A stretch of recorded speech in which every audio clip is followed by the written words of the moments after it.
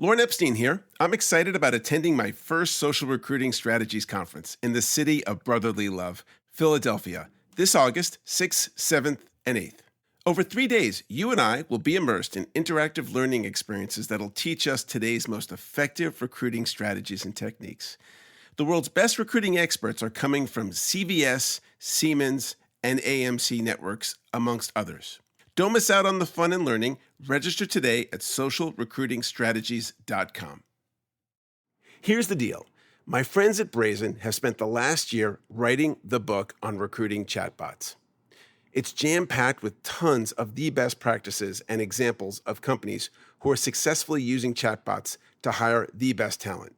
We're talking companies like Walgreens, USAA, and Presidio. And because you're a listener of my show, they want to send you a free copy of the book. Just head over to brazen.com/chatbots to get a free copy today. You can get a copy sent to your door for postage, or you can download the digital version right now. Don't wait, because the book is flying off the shelves.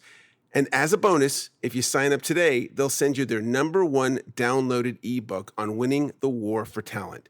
Again, go to brazen.com/chatbots to get all this for free today.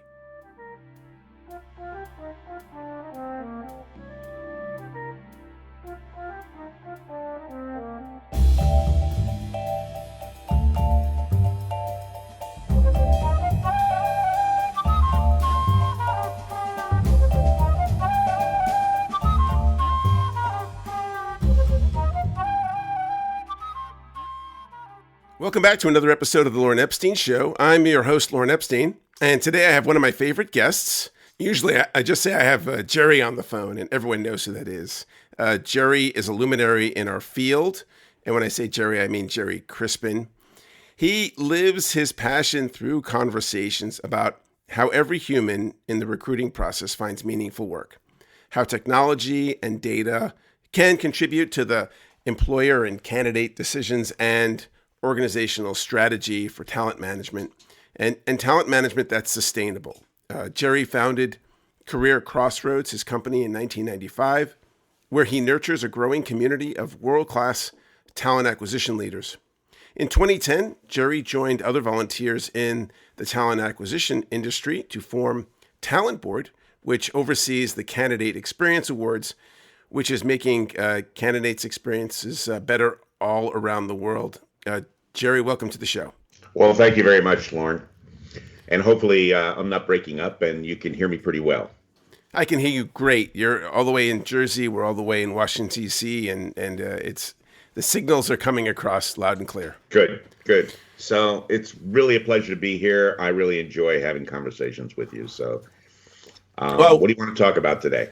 Well, I want to talk about your experience at Burning Man, because people now are talking more about culture and about values. And I think it's something that we all know when it's working, but nobody really knows how to make it. And we don't have a lot of languaging around it. And you were saying earlier about what you learned at Burning Man. So let's start there. So which Burning Man did you go to? I went to the 1918 Burning Man. Kind of fascinating. I think there's some context around this, though. I am passionate, truly passionate about the idea of community, and my business model is one in which I aspire to have a community of talent acquisition leaders. But there's a definition around that. When you surround yourself with folks who are your customers, you obviously have a number of choices as you start to build a business. And my choice many years ago, even before I started Career Crossroads, was that I really wanted to surround myself with people who exhibited a certain set of behaviors.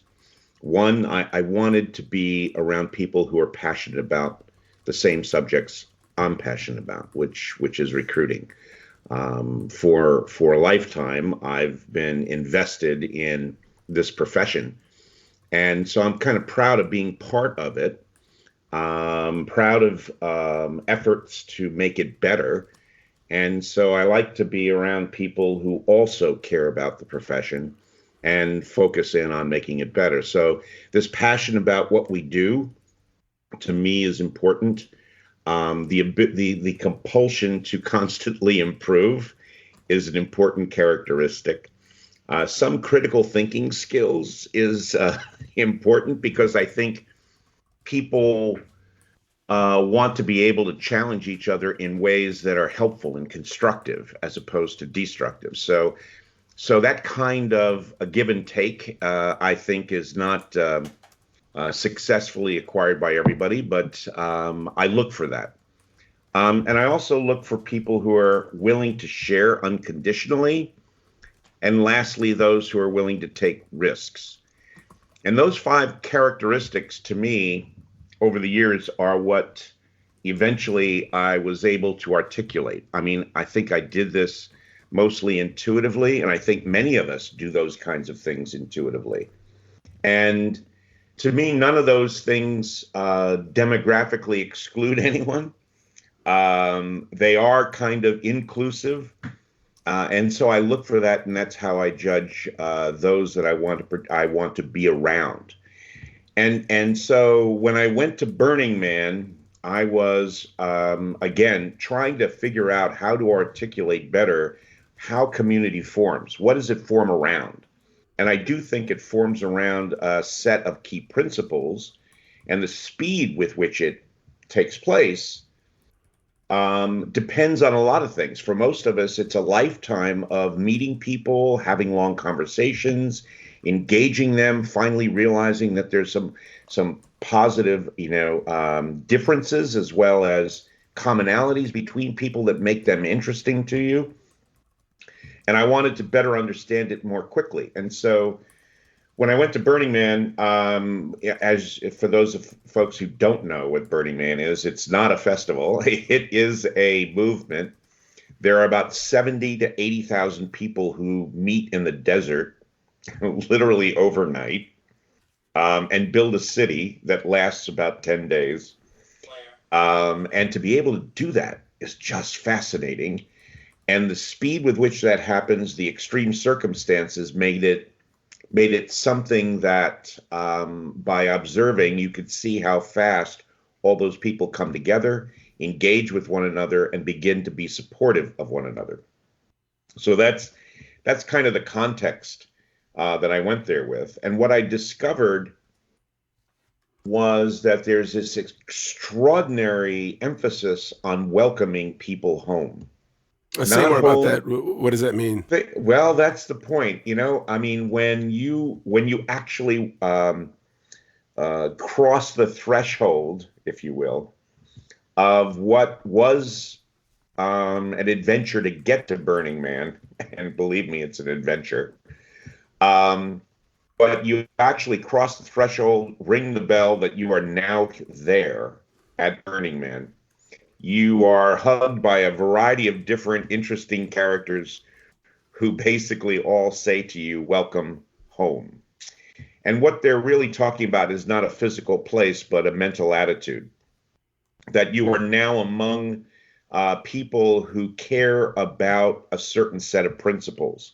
And Burning Man is based on 7 principles. I'd struggle to be able to tell you each of them very quickly, but some of them include a radical sense of sustainability. The desert that we go to is absolutely pure and it is a full desert with nothing in it when we get there. And when we leave, when 80,000 people leave after 10 days, it looks exactly like it did before we got there. And that means people take whatever they take in, they take out, and whatever they wherever they're walking around or dropping stuff, they pick it up. So there's a radical sense of those kinds of things. There's a radical sense around consent. Nothing that happens at Burning Man should happen without consent between those individuals. And the responsibility for consent being a principle that is effectively used is the responsibility of every single person in Burning Man. So what you see, you should be able to step up for. So there's people taking risks to make sure that the people engaged with whatever activity is going on is consensual.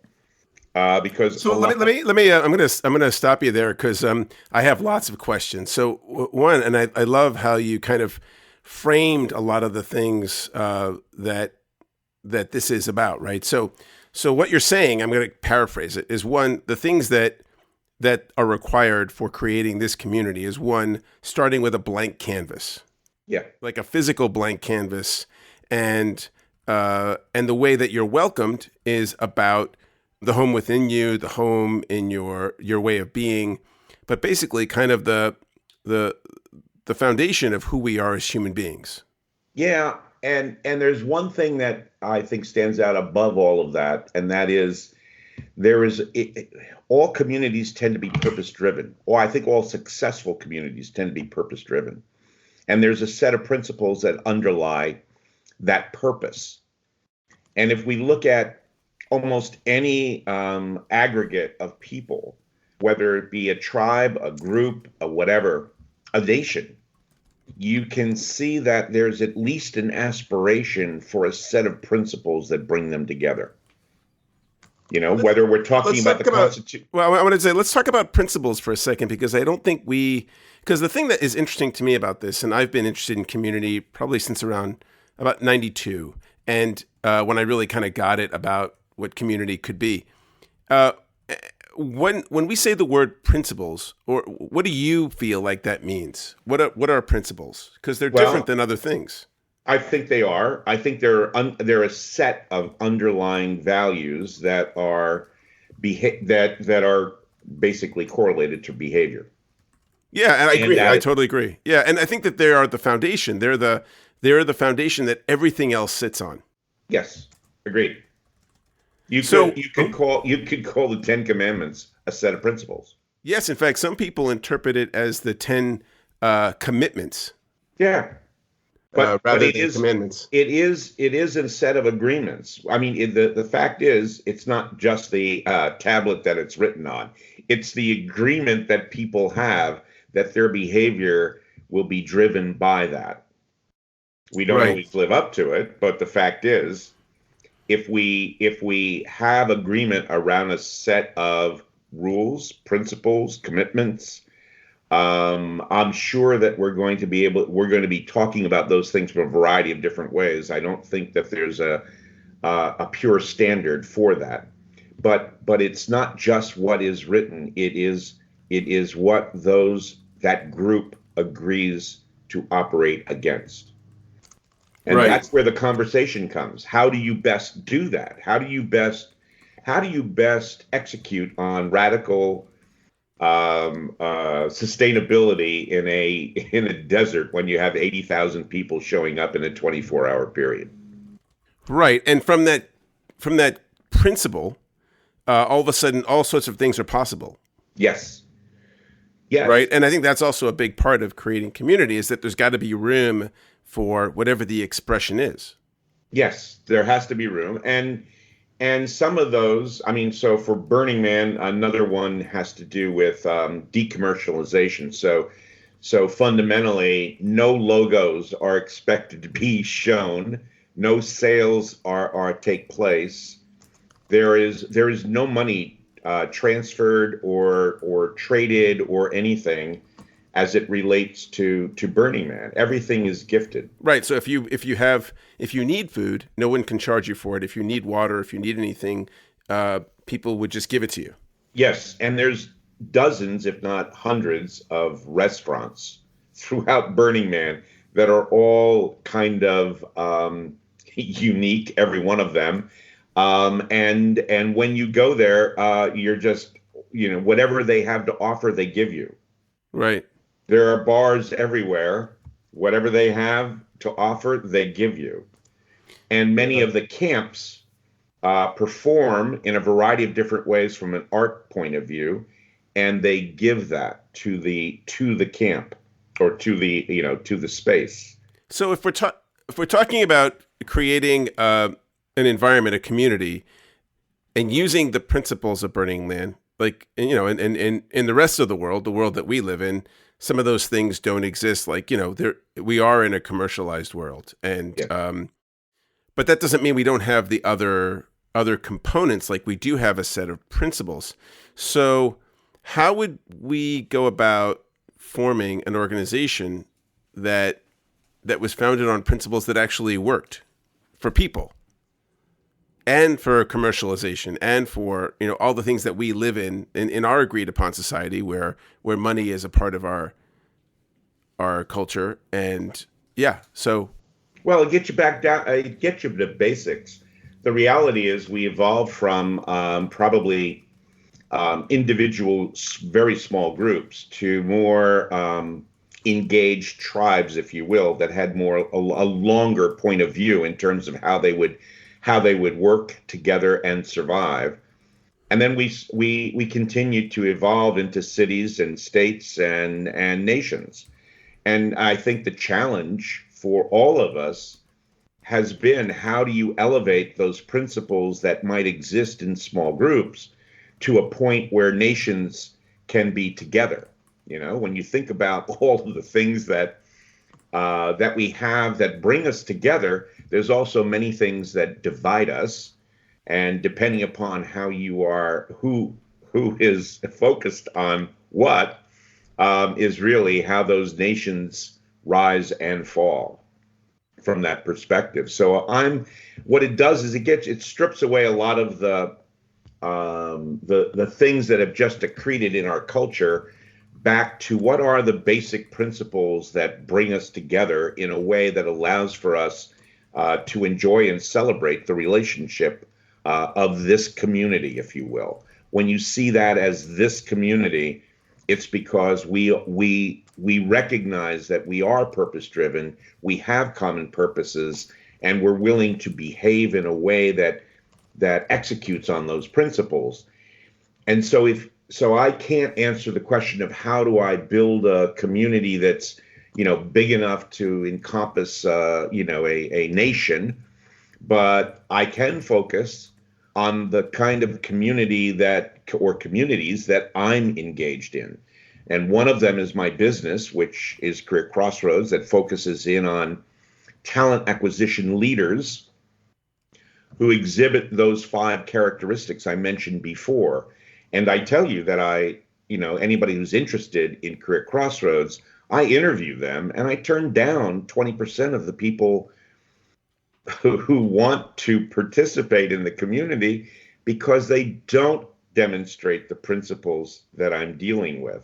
So I'm going to pause you there for a second, because I think that when we come back to is the first thing that if we're going to have a business, an organization, and this is, directly tied to candidate experience, job descriptions. Yep. That we should lead with our principles. Like, a company should know what its principles are. That's what we should be doing. We sometimes call it fit, and that is just a little bit too loose. We need to get back to principles that reflect values and that do not exclude people for irrational reasons that have nothing to do with their ability to contribute to this community, with the community as a business. And if we did that, we would be hiring many more people whose demographics were much more diverse, but whose basic values and principles that they were willing to work with were very common. Well, I want to focus on principles because I don't want to conflate with values. And I think we should start with what you had said earlier, which was in your life, you have come to a set of principles. In other words, you don't waver from principles. That's the thing about principles. You don't waver for them. They are the rock that connects you to the earth, and they're unmovable. Yeah, because and that's how you start working on standardizing definition. It's because I value those principles to that level. So if in a company and you had, let's go over your principles, because I think they clearly articulate what a principle is, in my mind. So you said the first one was people who are passionate about the subject that you're passionate about. Right. Right. So like we shouldn't have people who are not, on a scale of 1 to 10, a 9 or a 10, because they're so interested in what it is that you're doing. Right.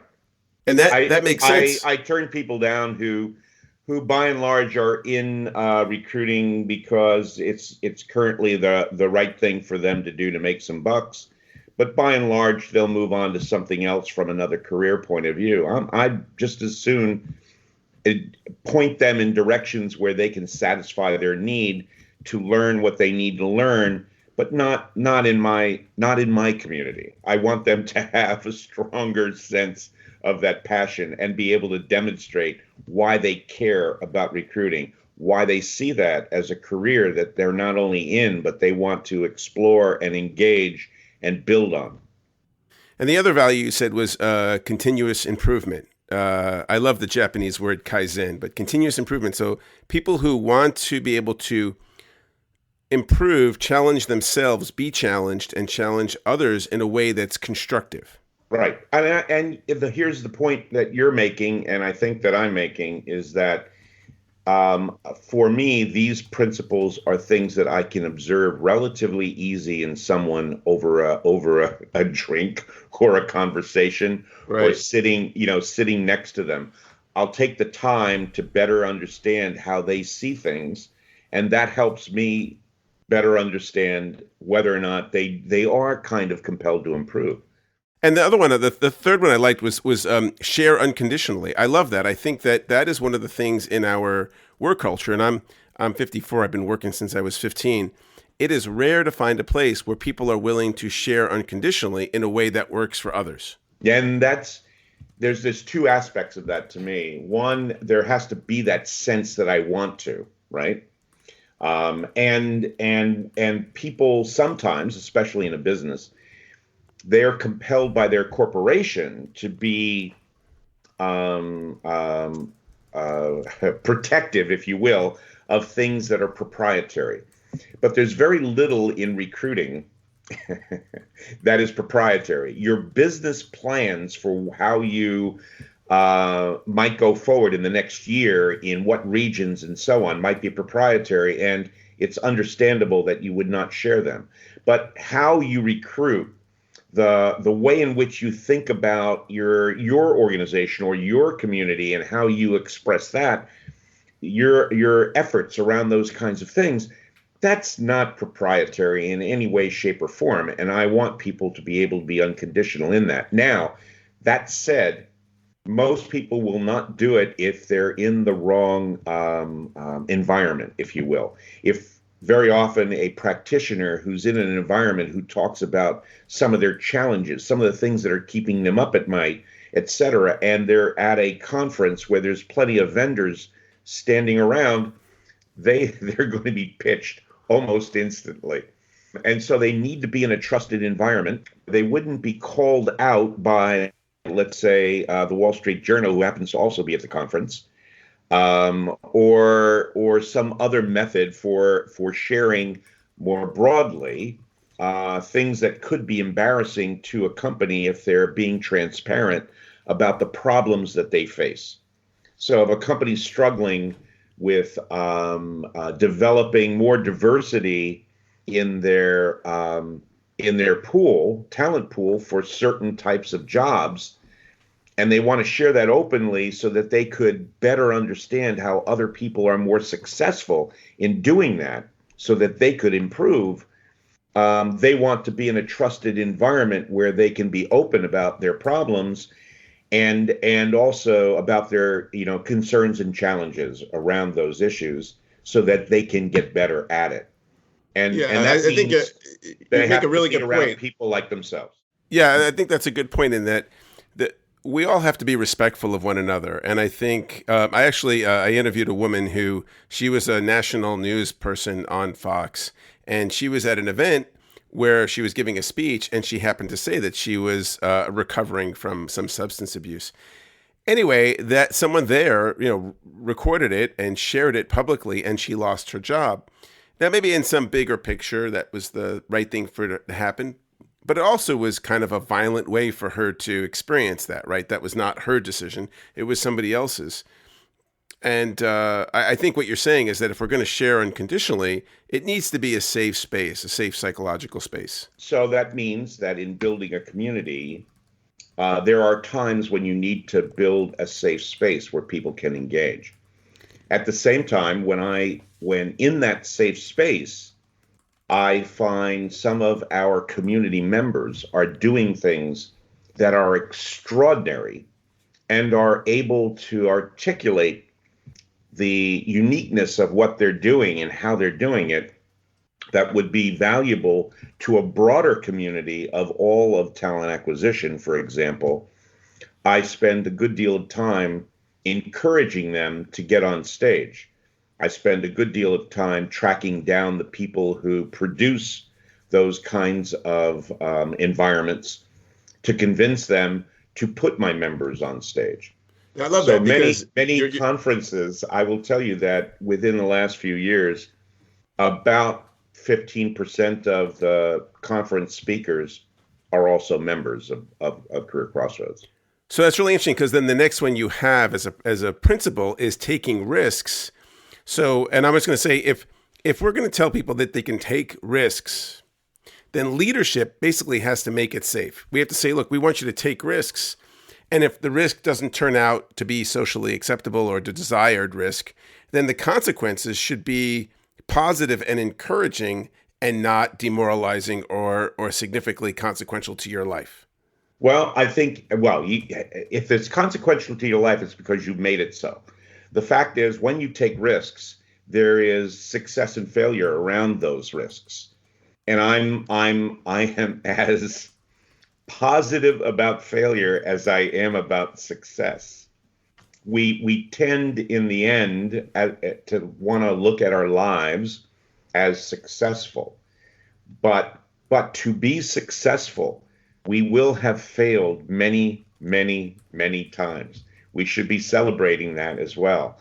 And that helps level load a little bit of that risk. The fact is, you should be doing the things that you believe you should be doing based on those principles, if you will. And if fundamentally the consequence of taking risk is that you do get fired, or you find out this is the wrong job for you, or you find out that it irritated somebody that it should, you're sorry about, fine. Just deal with it. Deal with the consequences. Celebrate whatever comes, and learn from that and move on. I mean, it is what it is. If I step up and proudly talk about something that we should be doing in a way that creates a negative consequence for me, I got to start thinking about, could I have done this differently in a way that would have been more accepted? Mm-hmm. But should I have waited? And the answer is no. We're waiting. So I'll give you one real good example. More and more people have done calculations that say gender parity will take 30 years, 40 years, 60 years, etc., to get to the point where gender parity is real, given what we've been doing. My comment to that is, that's bullshit. Gender parity is not something you need to wait for. Gender parity is something you need to step up for. And fundamentally, you can solve all of that issue literally overnight by doing the kind of evidence research that allows you to understand what the differences are in your company and solve for it now, pay for it now. The reality is, it's just waiting for CHROs to step up, and it's over. And if you look in the news, you see one by one the companies who are willing to take the risks to operate on the basis of principle that gender parity is an important concept within a business, and it adds value to their employment brand. It adds value to their business. It adds value in so many different ways. So don't sit around waiting for something else to happen and legislation to take place. Just get it frickin' done. And there are companies doing it.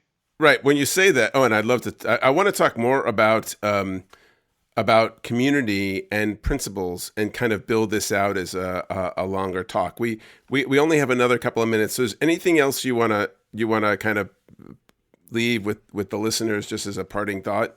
Well, I think that it relates back to many of the things that we are engaged in. So we talk about employer brand. We talk about recruitment marketing. We talk about candidate experience, and fundamentally, this whole concept of community to me underlies a lot of that. It's a way for me to make a better sense of what's going on, and for other people, it may be something else. I have no idea, but we started talking about this issue from the point about a Burning Man. I go to different places to step outside of my box so that I can see better kind of who I am in the context that I want to live in. And so, I go to different countries each year in November, taking CHROs and TA leaders along with China Gorman.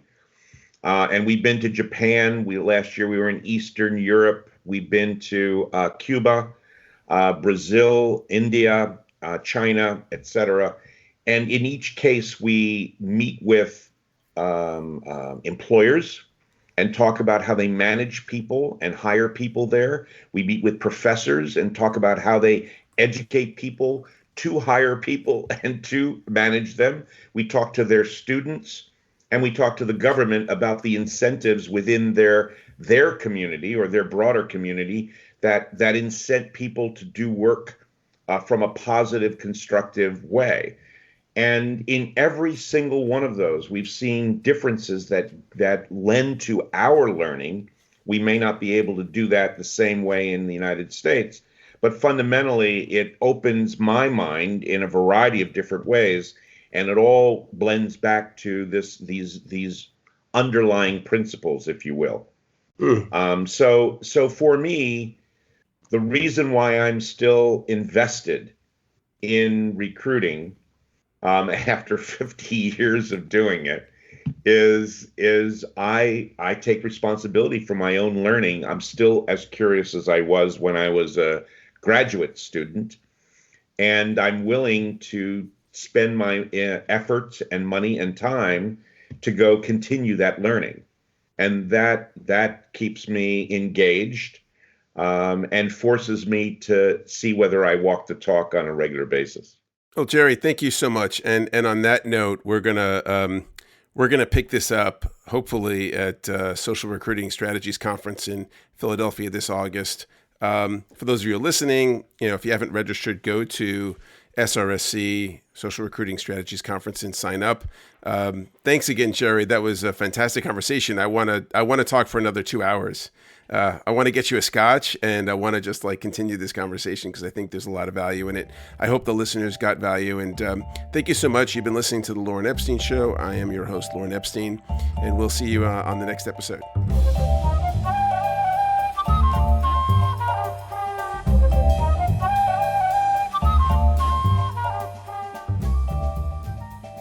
Here's the deal. My friends at Brazen have spent the last year writing the book on recruiting chatbots. It's jam-packed with tons of the best practices and examples of companies who are successfully using chatbots to hire the best talent. We're talking companies like Walgreens, USAA, and Presidio.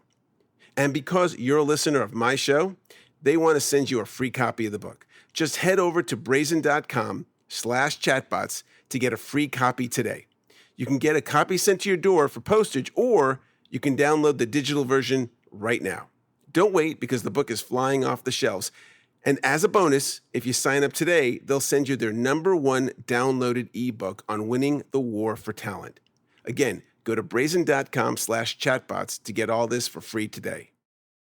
If you want to sell more to HR and TA professionals, we can help you bring your brand into the ears of over 100,000 decision makers around the world. To advertise on this and other shows, contact us at lauren@laurenepstein.com. I'm excited about attending my first Social Recruiting Strategies Conference in the city of brotherly love, Philadelphia, this August 6th, 7th, and 8th. Over 3 days, you and I will be immersed in interactive learning experiences that'll teach us today's most effective recruiting strategies and techniques. The world's best recruiting experts are coming from CVS, Siemens, and AMC networks, amongst others. Don't miss out on the fun and learning. Register today at socialrecruitingstrategies.com.